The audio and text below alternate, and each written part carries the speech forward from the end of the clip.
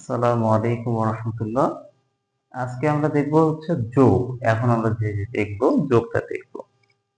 আমরা ছোট ছোট আশা রাখি যোগ করাটা আমরা পারি। যেরকম আমাকে একটা সংখ্যা দিল ৫, ৭ আর ২ কে যোগ করতে। তাহলে আমরা কি করি? ৭ এর সাথে ২ যোগ করি, ৮, ৯। তাহলে এখানে রেজাল্ট হয়ে যায় আমাদের ৯ হয়ে যায়। আর যদি এভাবে করে একটা সংখ্যা দেয়, যেরকম ধরো ৫ দিল আর এখানে ৮ দিল, তাহলে আমি গোনা শুরু করি। এভাবে করে আঙ্গুল থেকে ৫ থেকে ৮ পর্যন্ত গুনবো। তারপর ৫ এর পর থেকে গোনা শুরু করি, যে ৬, ৭, ৮, ৯, ১০, ১১, ১২, ১৩, ঠিক না? মানে আমরা ৫ এর পর থেকে ৬ থেকে গণা শুরু করি, যে আমাদের আঙ্গুলের কর ধরে ৮টা কর পর্যন্ত গণা শুরু করি, তাহলে ১৩ আসে। এখানে আমি ১৩ লিখে দিতে পারি খুব সহজে। আচ্ছা, এই তো এগুলো তো ছোট ছোট সংখ্যার যোগ। যদি আমাকে একটা বড় একটা সংখ্যা দিয়ে দেয়, তখন আমি কেমনে করে যোগ করব? এটাও খুব সহজ নিয়ম। এটা নিয়মটা হইতেছে, যদি আমাকে বড় দুইটা সংখ্যা দিয়ে দিল, দুইটা যদি সংখ্যা আগে আমরা কি করব, শেষের থেকে লেখা শুরু করব। যদি সংখ্যা দুইটা সমান হোক বা না হোক, আমরা সংখ্যা দুইটাকে শেষে থেকে মিলায় মিলায় লেখা শুরু করব। মানে কিভাবে? মানে এই যে আমাদের আছে প্রথম সংখ্যাটা কিরকম ছিল, যে ৩, ২, ৭, ৫, ঠিক না? আর পরের সংখ্যাটাকে আমরা এমন ভাবে মিলাবো যাতে আমাদের শেষের অংশটুকু সবসময় শেষের সংখ্যাটা বরাবর বরাবর থাকে। আমি আগে থেকেও মিলাইতে পারি, সমস্যা নাই, কিন্তু যাতে আমাদের টার্গেট রাখা লাগবে যে এই শেষের সংখ্যাটা যাতে শেষের সংখ্যাটার সাথে বরাবর থাকে। আচ্ছা, তাহলে আমরা বরাবর মিলাই নিলাম। ওকে, এখন আমরা যোগ করব। এখন আমরা যোগ করার সময় খেয়াল রাখবো যে যদি যোগ করি, যোগফলটা যদি ১০-এর বেশি আসা যায়, বা আমাদের এমন হয় যে দশকের ঘরে চলে গেল, দশকের ঘরে চলে গেলে তখন আমরা এককের অংশটা বসাবো আর দশকের ঘরে যে জিনিস সেটা হাতে রাখবো। তাহলে কিরকম, যে আমি যদি ৮ দিয়ে ৩ কে যোগ করি, তাহলে কি হয়? ৮ এর পরে ৯, ১০, ১১ হয়। ৯, ১০ আমরা ১১ পাইলাম। আচ্ছা, তাহলে ১১ যে এককের ঘরে আছে কি ১, ঠিক না? আমি ১ বসাবো। আর দশকের ঘরে আমার কি আছে? ১ আছে। তাহলে আমার এই ১টা আমার থাকবে হচ্ছে হাতে। এই ১টা আমি হাতে রেখে দিই। এখন হাতে রাখলাম, হাতে আবার কিভাবে করে রাখবো? হাতে যে সংখ্যাটা থাকবে এটা পরে যখন যোগ করব ওইটার সাথে আবার আমরা যোগ করে দিব। তাহলে আমি এখানে যোগ করি, ৮ আর ২ কে যোগ করলে কত হয়? ৮ আর ২ কে যোগ করলে আমাদের হয় হচ্ছে ১০।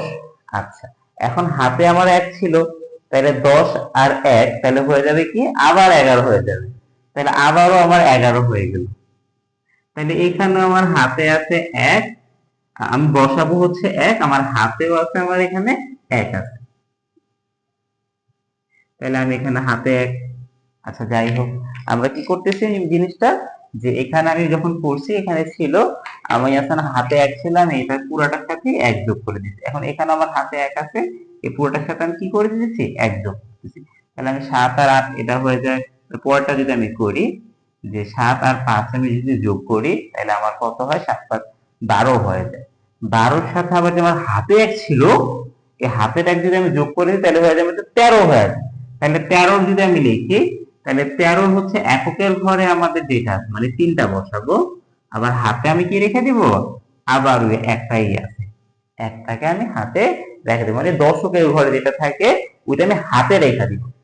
আচ্ছা, কারণ পরের সংখ্যাটার এখানে তো কিছু নাই, তাহলে তো ৫ একাই আছে। তাহলে ৫, তাহলে ৫-এর আবার হাতে যে আমার ১ ছিল, ওই ১-এর সাথে যদি আমি ৫ কে যোগ করে দিই, তাহলে এখানে হয়ে যাবে আমাদের ৬।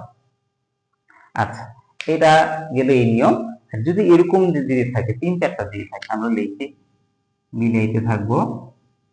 এখানে ৩টা আছে, আমরা ৪টা আছে, পরেরটাতে ৩টা আছে, মানে কি আমি যদি এভাবে করে মিলাই, মানে পরের গুলো মিলে গেল, পরেরটাতে আবার একটু বেশি আছে মনে হয়, তাইলে আমি পিছের থেকে মিলাই ৭, ২, ৭, ০, ১। মানে আমাদের পিছে যাতে মিলে মিলে থাকে, পিছের অংশটুকু যাতে মিলে মিলে থাকে। এখন আমি যদি এটা যোগ করতে যাই, আমি যদি ৩ আর ২ কে যোগ করলে ৫ আসে, ৫-এর সাথে যদি আমি ৭ কে যোগ করি, তাহলে আমার আসে ১২। তাহলে আমরা কি বসাবো? এককের ঘরের অংশটা বসাবো। তাহলে ১২-র ভিতরে আমার কি আছে? ১২। তাহলে এককের অংশ হচ্ছে ২, তাহলে আমি ২টা বসাই দিলাম। আমার হাতে আরো ১ আছে। আচ্ছা, তারপর আবার কি করব, 5 আর 7 কে যোগ করব, এখানেও আসে 12, তারপরে আবার এখানে আমি যদি 2 কে যোগ করে দেই তাহলে আসে 14, আমার হাতে 1 ছিল, তাহলে ওই 14 এর সাথে আমি 1 যোগ করে দিলে আমার হয়ে যাবে এখানে 15।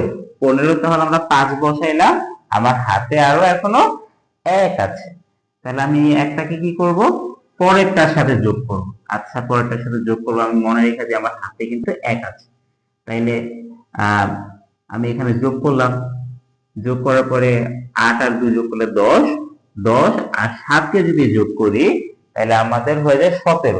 আবার হাতে আমার 1 ছিল, তাহলে এখানে আমি বসাবো 18, মানে 18 এর 8, এখানেও হাতে 1 আছে, তাহলে পরেরটাতে যদি আমি দেখি, পরেরটাতে 7 আর এখানে কিছু না, এখানে শূন্য দেখা দিতেছে, মানে শুধু 7ই আছে, তাহলে আমার যে হাতে আর 1 ছিল তাহলে আমি এখানে 8 বসে গেছি। আর এখন কি আমার হাতে কোনো কিছু আছে, কারণ আট আট তো একাই হচ্ছে একটা এককের জিনিস, এখন আমার হাতে আর কিচ্ছু রইলো না, তখন আমার হাতে আর কিচ্ছু নাই, তাহলে এক একাই আছে, তাহলে এক এখানে তা বসে যাবে। আচ্ছা, আশা রাখি আমরা এই যোগটা বুঝতে পারছি। যদি যোগটা বুঝতে পারি তাহলে এই যে যোগটা এটা নিজে নিজে করার চেষ্টা করি, আর আমাদের পিডিএফ একটা পাঠানো হবে ভিডিওতে, ইনশাআল্লাহ ওইখানে কিছু প্র্যাকটিস আছে, ওইখানে প্র্যাকটিসটা একটু নিজে নিজে করার চেষ্টা করি।